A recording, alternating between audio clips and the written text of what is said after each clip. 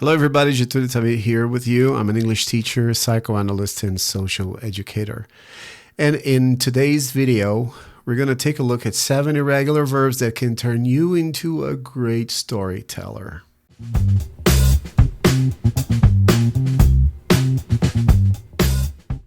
Before we continue, please do the thing only you can do. Subscribe, like, and turn the bell on. I just want to remind you that if you want to improve your speaking skills, that can only be achieved through a cognitive process. And you can count on me for that. Please book a lesson at italki.com/JetulioTamid. If you're trying to become more fluent in English, memorizing lists like as if you were a computer, you might be taking the wrong way, because the best you can do is to recognize the patterns in the sounds of the language. So today we're going to go down the valley of the shadow of death of English. Just kidding. Because that's where most English students get lost and die from exhaustion, irregular verbs. Yes, but please don't get scared, because even native speakers have a hard time learning how to use them very well. And I know what I'm talking about because I also teach Portuguese to American people, and sometimes they tell me how they struggle with tricky verbs as well. So let's take a look at the 7 easy irregular verbs. The verbs with one syllable pattern. Yes, that's right. Here we go. The 7 irregular verbs that will turn you into a very good storyteller. Why don't we start with the verb to bet, which is bet, bet, bet. You can notice that both in the past, second column, and the third column, which is the past participle, will be bet. What is to bet? Let's get the definition from the Merriam-Webster dictionary. Bet as a verb. You can also see betted up above, but I can tell you, I can grant you that it's never used. We never say betted in the past. It's still bet. But it's a transitive verb. So to stake on the outcome. When you play all your cards, you believe that something, the result, the outcome of an issue or the performance of a contestant, for example, you bet on the player. You're watching a poker game, and you bet that you play all your cards. You believe, you stake on the player number 1, for example, that he will win the contest. So it's also to be able to be sure of that. So usually used in the expression, you bet. Oh, you bet I'll be there. Like, believe me, I'll be there. But it can also be to maintain with, or as if with a bet, like to make a bet with or to make a bet on. I know that it's quite confusing sometimes because it's a very small verb that has a lot of different meanings. And if you go to the Merriam-Webster, you will find a huge number of examples and definitions, but we will keep up with the simple thing, like, for example, bet on horses. You can bet on the horse number 3, like a lottery. If the horse number 3 wins, you will get some money because you believed and you played, you bought a ticket or you invested money. So you can bet on horses. Let's see what the horse has to say. I'm sorry. One more time. I bet you think she's falling in love with you. Did you understand what the horse said? Okay, let's listen one more time. I bet you think she's falling in love with you. What did she say? Well, let's take a look at what she said. She said, I bet you think she's falling in love with you. What does it mean? I bet you think, I do believe, I play all my cards. I'm willing to invest money to prove that you think she's falling in love with you. Yes, something like this. I am quite confident. I'm quite sure that you think she's falling in love with you. Now, take a look at a very interesting thing that I can change this sentence into the past completely, like, Well, in that time over the years, like some years ago, I bet you thought she was in love with you. As you can notice, I didn't change the form of the verb to bet. This is it. Bet, bet, bet. Now, the next verb is to cost. Cost, cost, cost. Yes, what is the definition? What is the best definition for cost? Is also an intransitive verb to require expenditure or payment.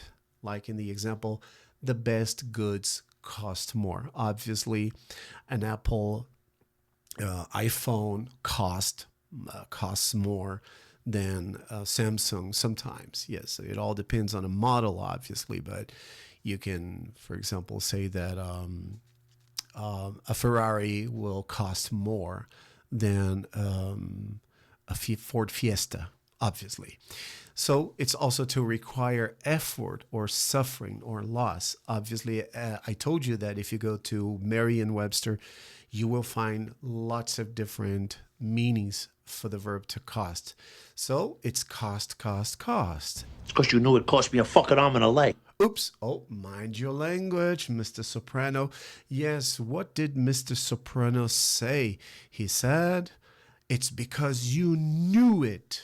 You knew it cost me an arm and a leg. Obviously, he said something, he pronounced that F word that I'm not going to repeat here, but you heard.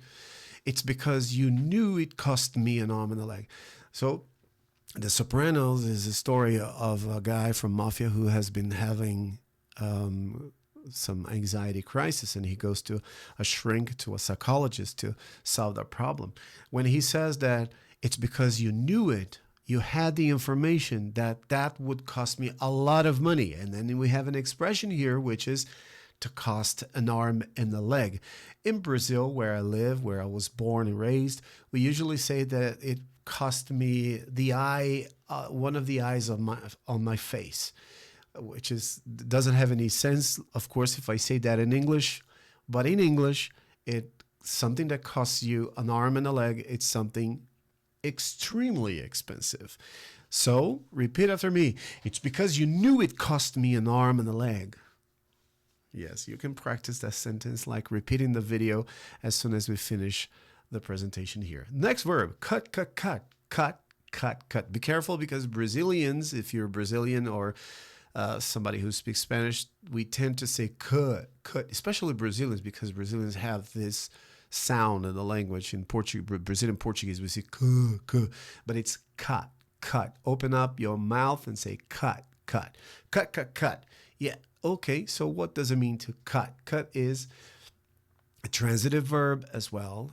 It's to penetrate with, or as if with an edged instrument, like cut one's hand with a knife. Oh, I cut my hand with a knife while I was cutting potatoes. I was slicing potatoes. It's also to hurt the feelings of someone. Like in the example, her sarcasm cut him to the quick. It's an expression like, wow, it was really fast the way that the sarcasm hurt the feeling of that person. But what it matters here is to keep in mind that the verb is to cut, cut, cut, cut, cut, cut. They cut my scene. What? What? Yes, an actress. She's probably an actress, and she said that they cut my scene. It's very common when you're acting. I can tell you that it already happened to me when I tried to be an actor, that they also cut my scene because it was irrelevant, because of the budget or anything like that. You can see that in The Offer. If you watch The Offer in Paramount, you will see that at the very end of the movie, they wanted to cut a lot of scenes in order to make the movie shorter. And this is it. They cut my scene. The next verb is going to be hit, hit, hit. What does it mean to hit? Yeah. Wow. Do you remember the hit parades? Yeah, the hit parades were the songs that really hit the people. But to hit is also a transitive verb, which is to reach with, or as if with a sudden blow. Like, ooh, out of the blue, his mom told him to stop hitting his sister.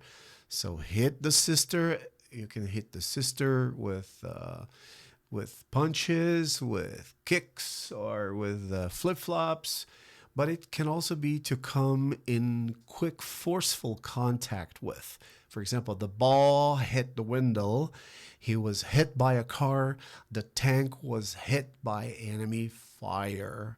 Yeah, so have you ever been hit by a baseball ball? If you have, I can tell you that you are a survivor because the baseball ball is very, very tough. Here we go. Let's see an example. Oh, I think she hit me.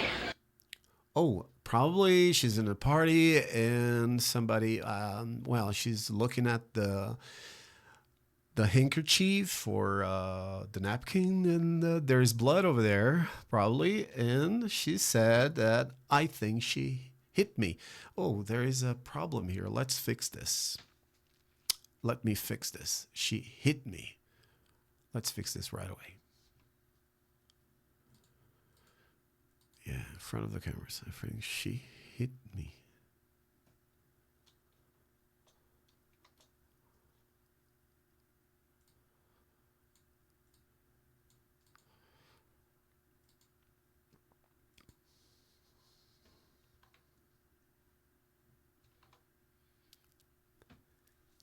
Yes, that's right. I think she hit me because it's bleeding. There's blood in on the piece of fabric. Yeah, I think she hit me. Hey, you hit me.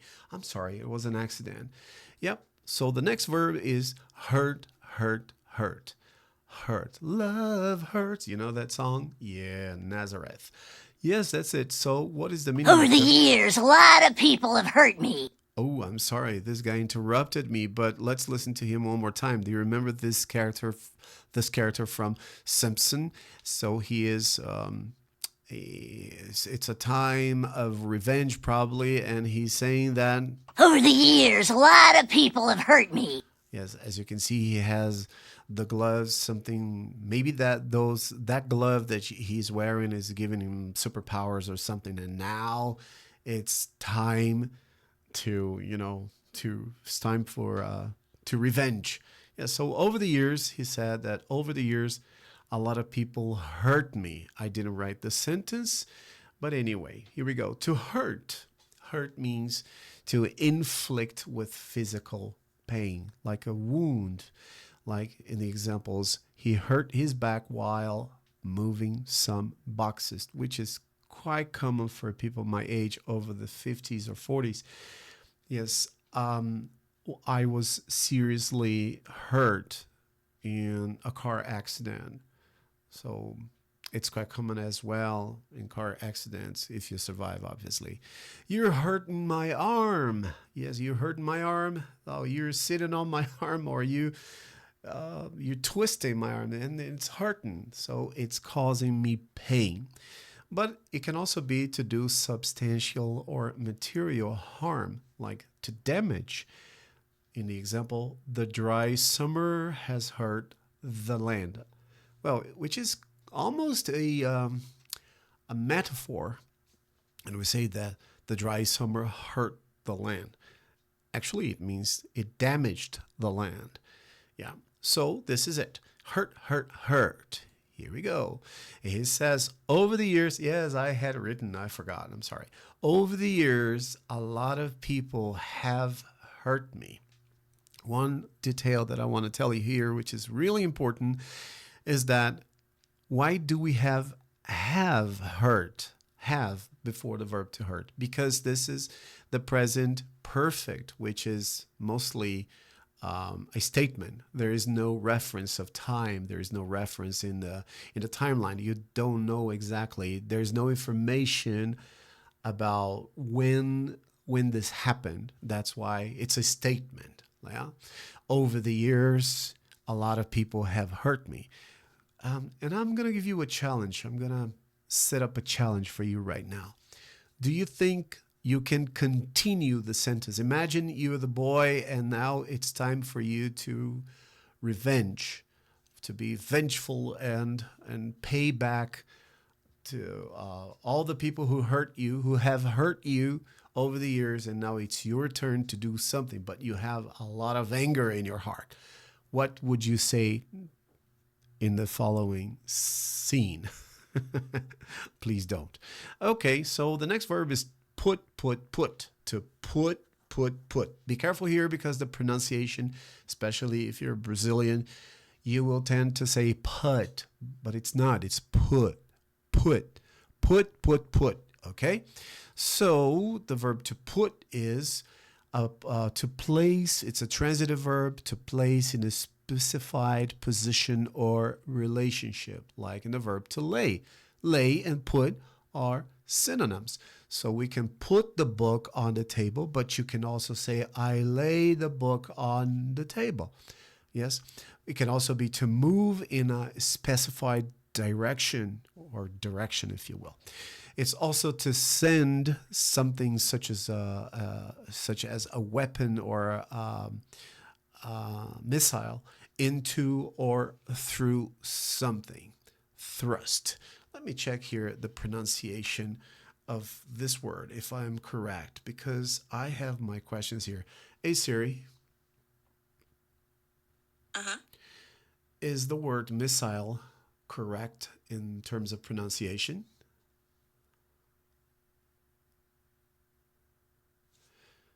Okay, she didn't answer me, and I will check right now the pronunciation in the Cambridge Dictionary.